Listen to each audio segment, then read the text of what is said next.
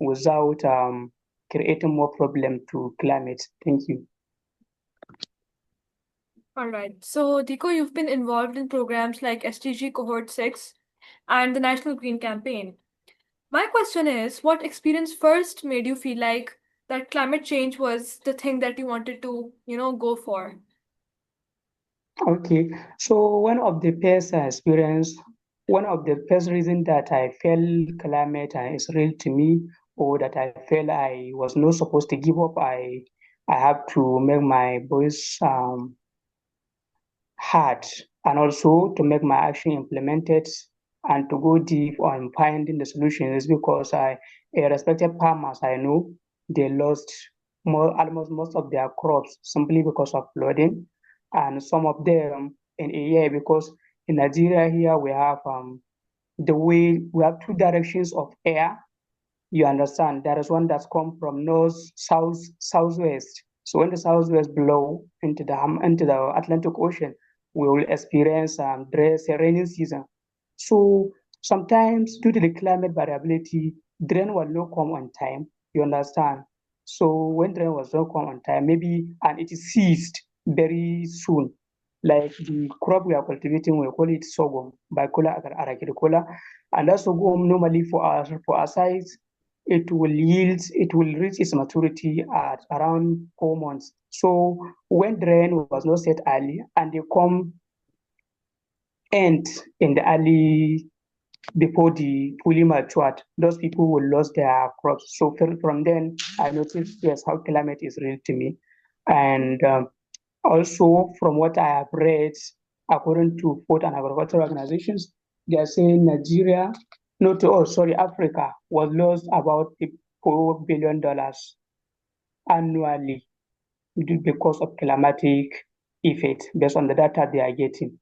And as well, about 25 million people in Nigeria was forced to put insecurity due to climate actions, economic instability, and security issues. So since before I was joined, and I have an experience concerning the climate, and I already know the climate effect is real. Thank you. Right. So, working with SDG 2 and SDG 13 clearly shows how food security and climate are connected. How do you see that play out in Nigerian communities? Yes, well, they are highly connected. Even if you don't know it, definitely you will know the effect of temperature on crops. You will know the effect of temperature on animals. You understand? You will know the effect of rainfall on crops. You will know the effect of sunshine intensity, solar intensity. You have know the effect of relative humidity in animals. Because in Nigeria, that's we are having 6 geopolitical zone. There is a specific animal that cannot resist well in where I was staying. That is in Sahara and semi-arid zone, like in Kasina. You understand? Example, pig. We want to rear pig for that place is because of high humidity, but there is no more humidity that it can stand well. It will not grow well, but it will be on on southern Nigeria and other part of Nigeria that was so damp. You understand? And also, the high temperature, it affects productions in animal, because normally scientifically when animal was experience high temperature, they will stop feeding, they won't find shade, so that they will reduce the heat stress. You understand? And in broilers, when they are reducing the heat stress, what they are doing is they are stop producing production egg as expected. So it affect production by then. And also in terms of animal, maybe like dairy, because of that, they will not produce the expected milk. You understand? So take northern Nigeria, for example, when the temperature is more erratic, when, like I mentioned before, if there is onset of rainfall in the early periods, some crops may not mature well as expected. So that definitely affects. So this is to show you that the SDG 2 and SDG 30, SDG 2 is zero hunger. SDG 30 is climate action. So now, since SDG 2 is solely depend on climate, all the all the way element of weather was was there on SDG 2, has an effect on SDG 2. And also climate has to do with weather, you understand? So that's the connection they have. And also in the process of producing all those agricultural products, few animals was produced methane, and that methane has a negative effect on what? Has a negative effect on greenhouse gases. You understand? And also application of nitrogen, application of fertilizer to crops. It also release greenhouse gas emission, and as well some agricultural practices like cultivation, like land clearing, because some people use to burn what they clear from the land. So by doing so, they create more problem for the atmosphere through producing carbon monoxide. And you know the effect of carbon monoxide to ozone layer. Thank you. Hmm. Right. So, my next question is that what does your role at COYEC um, teach you about youth leadership in climate policy spaces? Okay, thank you. I was opportunity to serve as conference of youth on climate and environment, and by doing that, the first experience, the first policy that I was noticed is youth should not only be a symbol of activism. Youth should be researchers. They should be a farmers. They should be activists. They should be an innovators, and they should be a leaders. You understand? Simply because the greater percentage of the people living on earth is youth, and the future of their environment, their community, and their nations was depend on them, because the old people, their time was already shelled. You understand? So it's remembered for the youth people. So therefore, their leadership, the leadership was not just be for recognitions, was not just be for title. It should be for purpose. It should be very strategized. It should be with purpose, with passion, and with interest, and with the aim to solve what they want to do. They will go there with their passion so that they don't expect the maybe recognitions or the funds or the other things to make changes happen. You understand? And the involvement for youth in the leadership for environmental and climate conference is something vital. Is something very urgent that need to be treated as urgent, Yeah. because the way recorded the climate change, the way climate change has been recorded is a very scary something. Thank you. So, in your eyes, Dikko, what does a plastic-free future look like, and how do you think how close we are to it actually? Well, climate plastic free future to me is go beyond it's go beyond environment without plastic. Is an environment with circular economy. When I say circular economy, I mean not single used all the plastic materials. What does that mean? This means that if you use this and you waste it, therefore some people should carry it and recycle it. And this is very good process that can help. At least it will increase job opportunities. Why did I say that? It's because when people who are engaged themselves in the business, because when I say circular economy, I mean recyclation. To be recycled, all those waste materials should be recycled. So now, people that were cleaning the environment, carrying those plastics, and they now make it to where they will recycle it to new ones. Definitely, it will increase. It will increase economy. It will boost economy, and it will increase job opportunities. You understand? And also, when that happens, so it will increase healthier environments, cleaner environments, because whatever people are doing there, they are doing it to get money. You understand?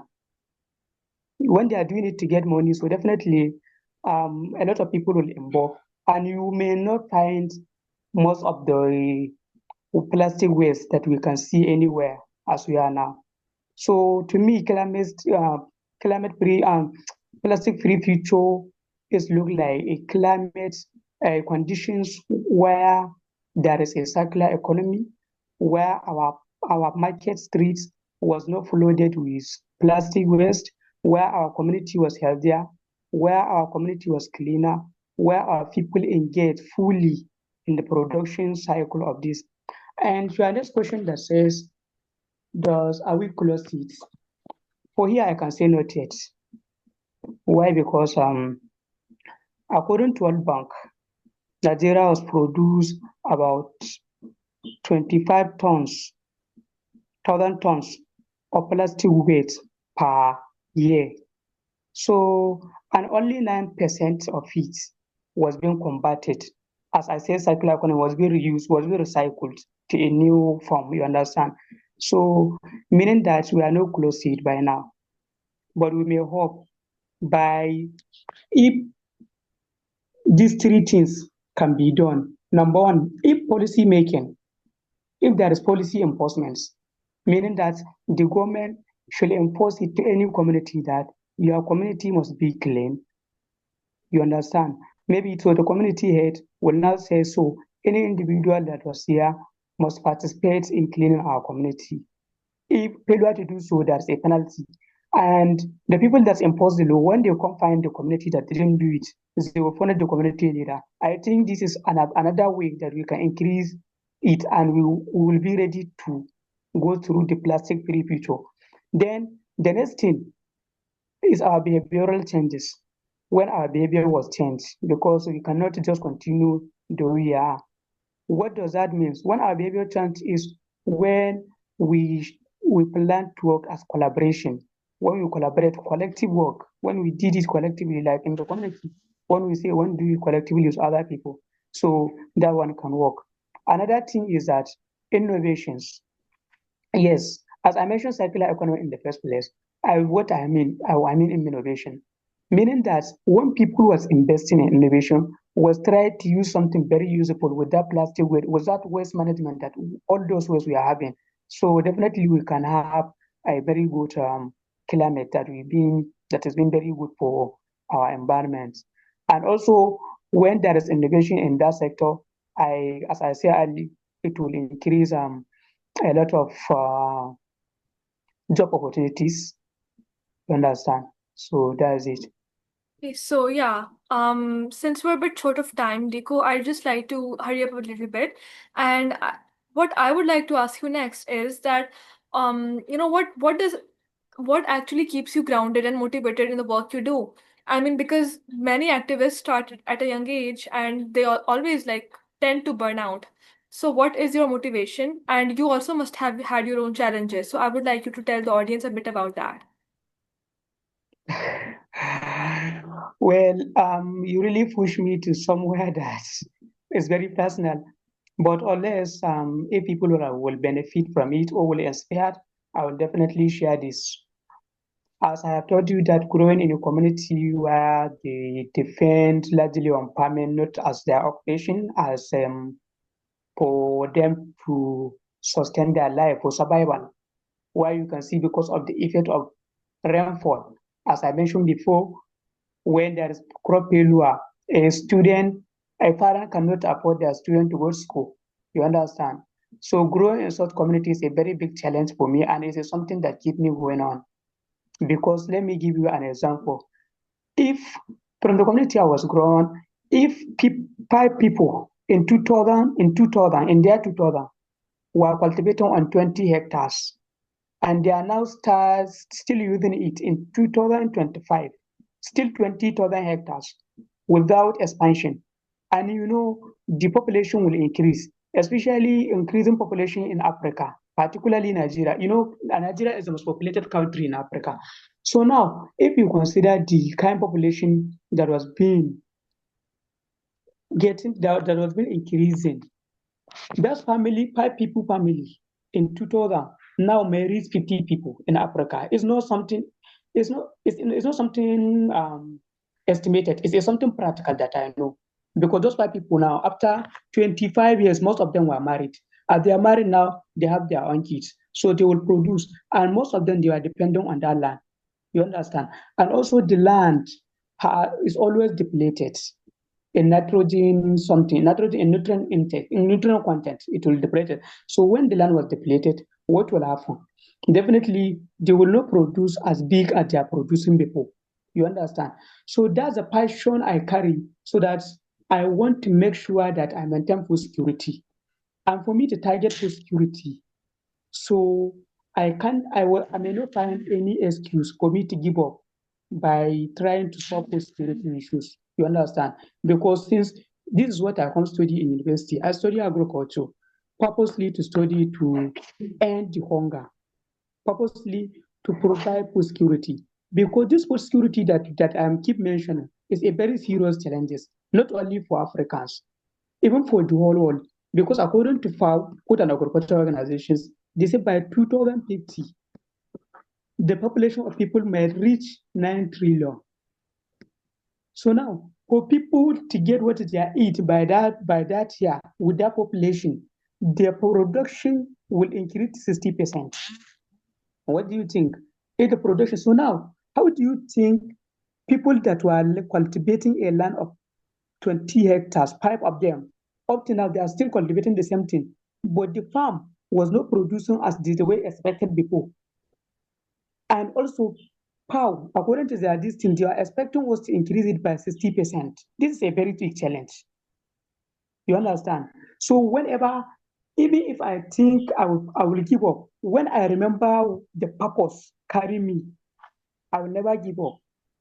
You understand? So this is the purpose. The purpose is for me to earn food security, to bring, to contribute.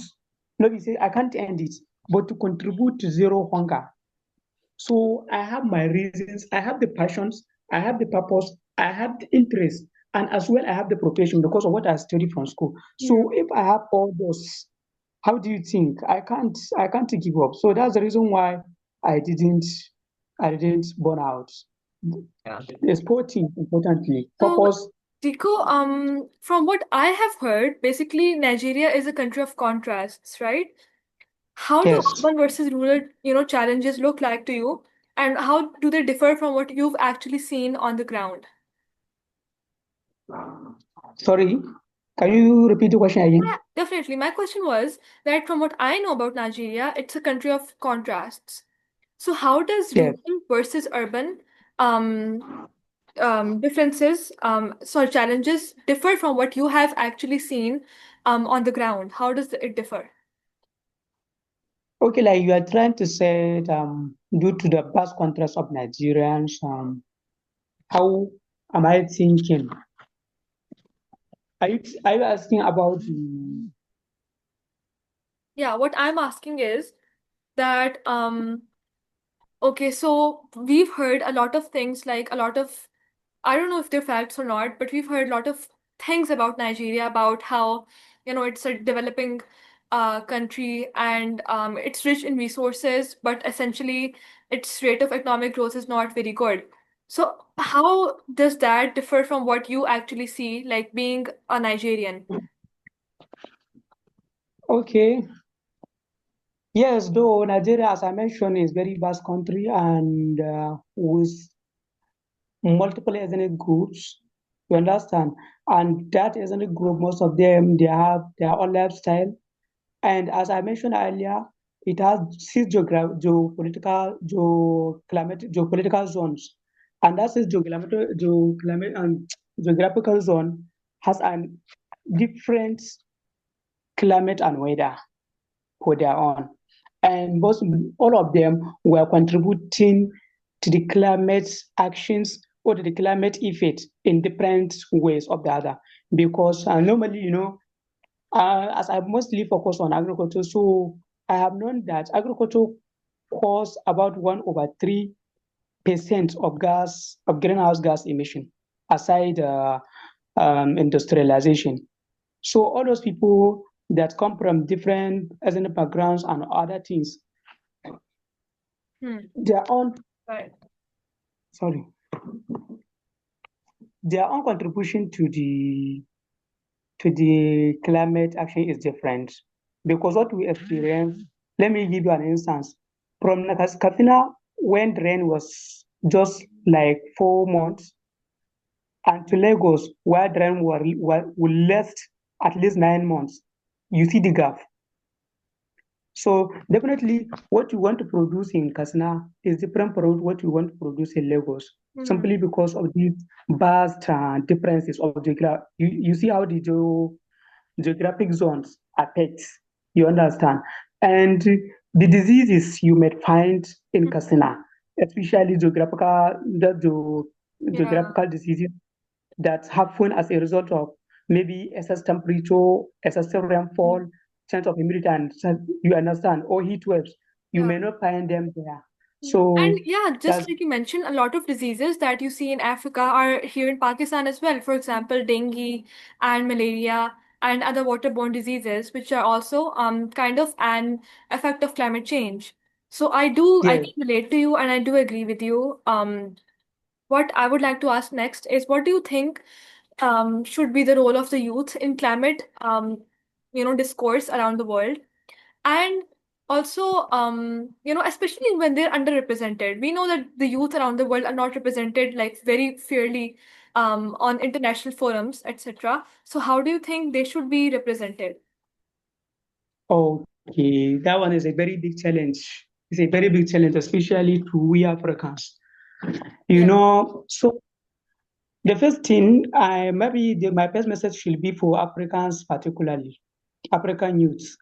Let their voice, let their voice not only be heard, let it be heard. That's number one thing. And also for the people that they don't have the opportunity for their voice to be recognized or to be heard, or they are being underrepresented, let them start making action by themselves. You understand? Let them use their purpose that I want to do this, so let me just do it without someone recognizing me or not. You understand? Because normally something that you may do. How, especially in ways, that because we know that the youth is underrepresented in many forums across the globe, internationally, nationally, even locally. So how do you think they should be represented on like a more fairer scale? Yes, as I mentioned earlier, let their voice be heard, not all, let their voice be heard and not only heard, and also for them to have the recognitions. The most importantly is not the recognitions. The most importantly is for them to be fully active with their purpose. You understand? So that you should not be wait for someone to come and solve you your issues. You have to solve it by yourself. I hope you understand. What does that mean? Meaning that if my purpose is to do this, so let me just start doing it. If I want to implement trees to prevent deforestation, let me continue doing it. If I want to raise awareness, let me just aware people, let me just educate them.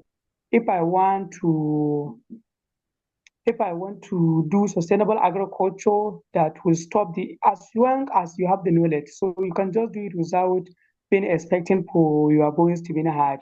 But also, whenever an African youth, for my call to them is that whosoever among them that they are being opportune to speak in an international something that people can understand, can hear them. So let them speak about the climate injustice for Africans and other countries. You know, we contribute less to the climate, and also we suffer the most of it. That's one of the worst thing of climate injustice. So let Africans their voice be heard and let their action be more louder than their words. Even if they are not be presented, even if they are underrepresented, let them do it with purpose. Let them keep their interest and passion with them. Then without being yes. Right. So suppose, Diko, you were given 1 minute to speak at the United Nations organization. What would your message be?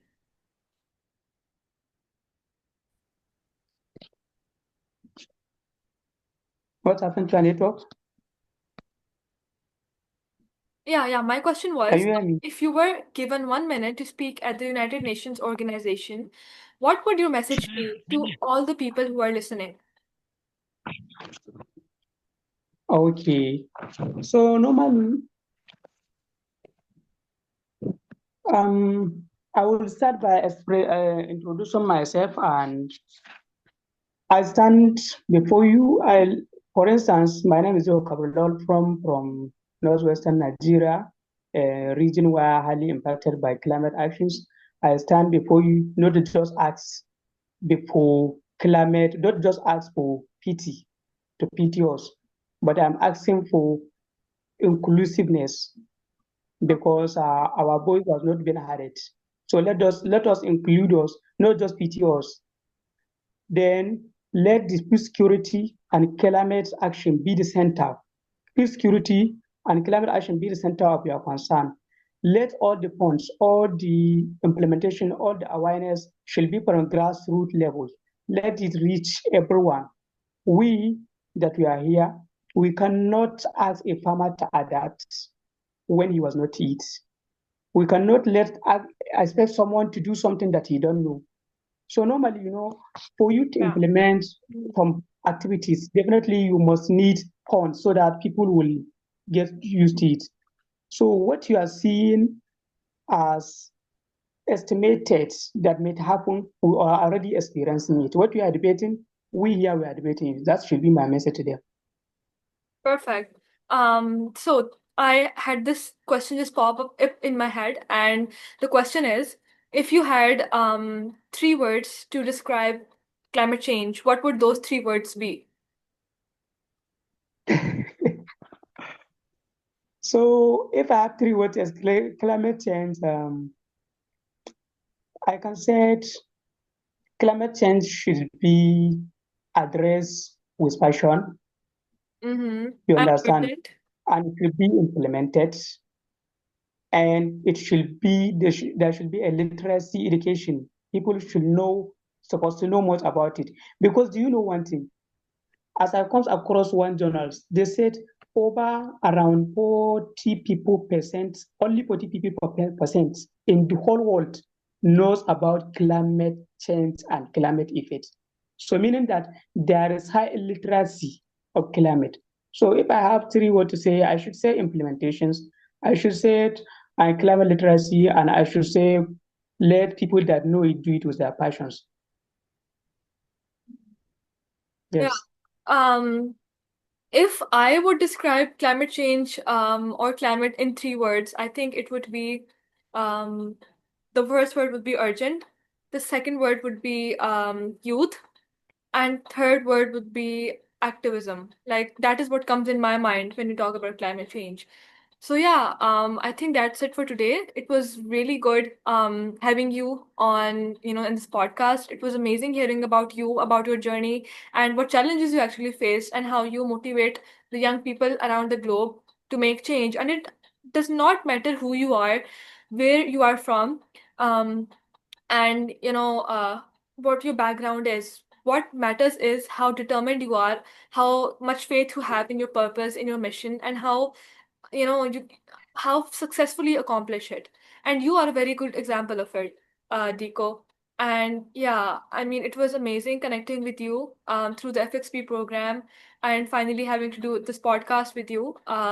What you said really matters to the audience, and I hope they would learn ways that you talked about, and implement it to improve the way things are, and to spread awareness and advocacy about climate change. And yeah, is there anything else you would like the audience to know? Anything? Yes, so I like them to know many things. One of the things I like the audience to know about the climate is a very serious issue. And it's a very serious issue. It affects almost all sectors that most of people don't know. I normally talk much on agriculture. This is because it's my profession. But climate change has its effect on economy. We understand that because flooding, deforestation, all those one affect economy directly. You understand? And it has direct effect with health because the malaria you mentioned before, the most of the seasonal diseases is as a result of those climate activities. So, and also climate has affected nutrition as well, because even if it affects agriculture, it affects nutrition definitely. And also climate change affect lives. Yes, because Last year, what happened here in Nigeria, Maiduguri, because of excessive flooding, thousands of people lost their lives, lost their properties. So climate change is a very serious thing, not only for farmers. It is there for health sectors, it is there for everything. And also what I want people to know is that the actions they did, that they don't know this action has an effect on climate, and also it has an effect. And some actions they may take, and that action will help to improve the climate. They don't know that it can increase the climate. So I want them to know that some of those actions that you can do that can harm climate is deforestation, cutting down of trees. You understand? Wasting any types of plastic, as we mentioned earlier, because it will result to environmental pollution and air pollution as well.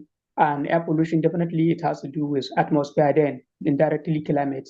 And as well, the fuel consumptions of our vehicles, our industries, and all those ones was contribute significantly to climate changes. And farming activities, the way we farm, the animals we reared, all of them will have an effect on climate. So definitely there is a lot that people